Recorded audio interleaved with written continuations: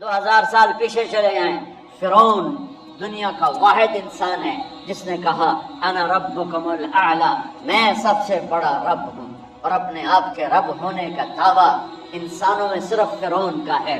اس کی باندی مسلمان ہو گئی، موسیٰ علیہ السلام کا کلمہ پڑھ لیا، ایمان چھپتا نہیں، وہ پتہ چل گیا۔ فرعون نے اس کو پکڑوایا، اس کی 2 بچیاں، ایک دودھ پیتی ایک ساتھ چلتی، اور اس نے اپنے دربار میں کڑاہ میں تیل ڈلوایا، نیچے آگ لگوائی، تیل ابلنے لگا۔ جب وہ پوری طاقت سے ابلنے لگا تو اس نے فرعون نے اس عورت سے، اس باندی سے کہا یہ آگ تیرے سامنے ہے، جلتا ہوا تیل، موسیٰ کے رب کو مانے گی تو پہلے تیری بچیوں کو جلاؤں گا، پھر تجھے جلاؤں گا، اور اگر مجھے رب مانے گی تو تیرے گھر کو سونے چاندی سے بنا دوں گا، تیرے گھر کو سونے چاندی سے بھر دوں گا۔ اللہ کا پا لینا یہ میری آپ سب کی معراج ہے، اور اللہ کو کھو دینا میرے آپ سب کے لیے ہلاکت اور تباہی ہے۔ سنو سنو، اس نے کیا کہا، کیا کہا؟ اللہ نے اپنی محبت کو ماں سے تشبیہ دی ہے، باپ سے نہیں دی، اور چھوٹا بچہ زیادہ ممتا کو لیتا ہے۔ وہ کہنے لگی فرعون یہ تو میری 2 ہیں، میری 100 ہوتی تو اللہ کے نام پہ آج میں قربان کر دیتی۔ فَاقْضِ مَا أَنْتَ قَاضٍ، کر جو تجھے کرنا ہے۔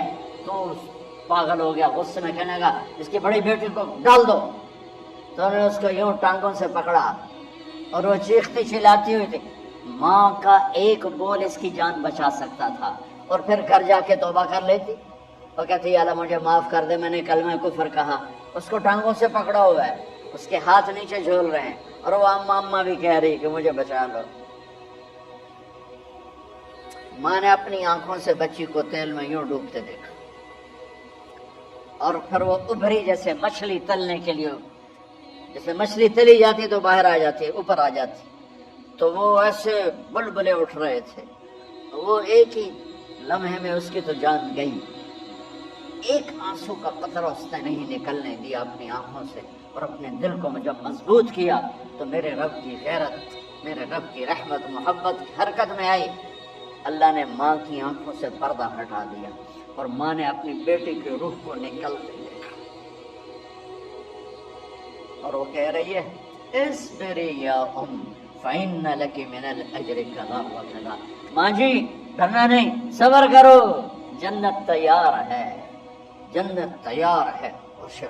معصوم بچی کو تو پتہ بھی نہیں تھا کہ کیا ہونے والا ہے، اس کو پکڑ کے یوں ڈالا، اس کی تو آہ بنا نکلی، اور وہ مچھلی کی طرح تلی گئی۔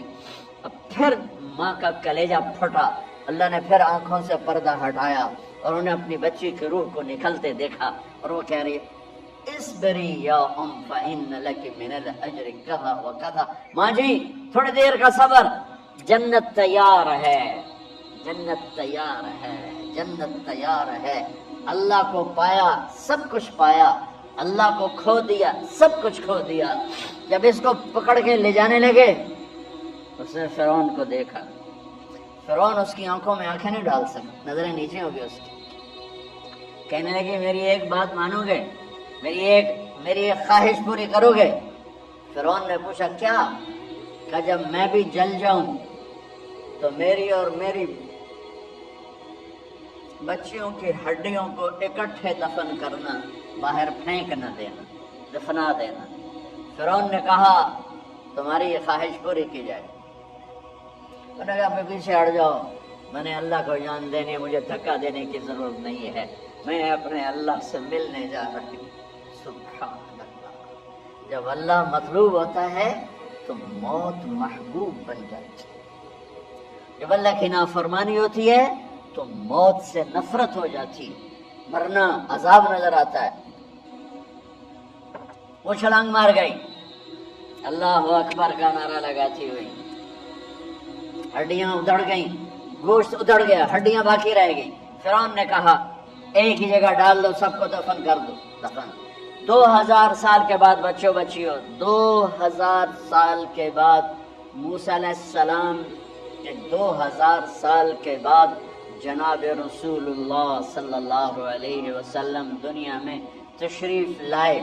40 سال کی عمر میں نبوت ملی، 50 سال کی عمر میں معراج ہوا، 2050